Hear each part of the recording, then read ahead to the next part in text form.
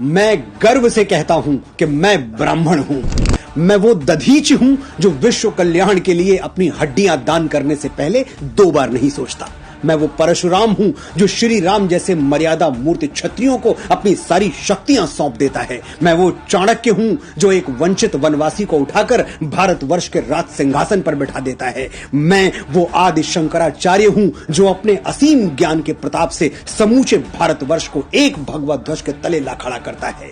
मैं रामकृष्ण परमहंस हूं जिसकी शरण में आने वाला स्वामी विवेकानंद हो जाता है। मैं समर्थ स्वामी रामदास हूं जो छत्रपति शिवाजी महाराज जैसा शिष्य देके इस धरा को धन्य कर देता है। मैं पेशवा बाजीराव बलाड़ हूं जो एक राजपूत राजा के स्वाभिमान के लिए थाली में सजा हुआ भोजन छोड़कर रणभूमि की ओर चल पड़ता है। मैं मंगल पांडे हूं जो स्वाधीनता के मस्तक पर तिलक बनकर जगमगाता है। मैं राजगुरु हूं, मैं तात्या टोपे हूं, रामप्रसाद बिस्मिल हूं, परमवीर कैप्टन मनोज पांडे हूं, मैं चंद्रशेखर तिवारी आजाद हूं। मैंने अपने रक्त से इस वीर प्रसूता धरती का अभिषेक किया है, इसलिए बच्चे बच्चे को जबानी याद हूं। मैं वीर सावरकर हूं जो अंडमान की सेलुलर जेल में 2 कटोरा पानी पी के स्वाधीनता के स्वप्न को जीवित रखता है। मैं बाल गंगाधर तिलक हूं जो भारतवर्ष को एक बार फिर अपनी संस्कृति पर गर्व करना सिखाता है। मैं दयानंद सरस्वती हूं जो अंग्रेजों के पथभ्रष्ट किए हुए भारत को संदेश देता है,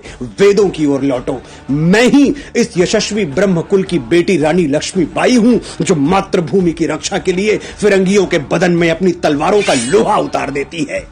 हम ब्राह्मण हैं, जन्मजात तपस्वी हैं, साधक हैं।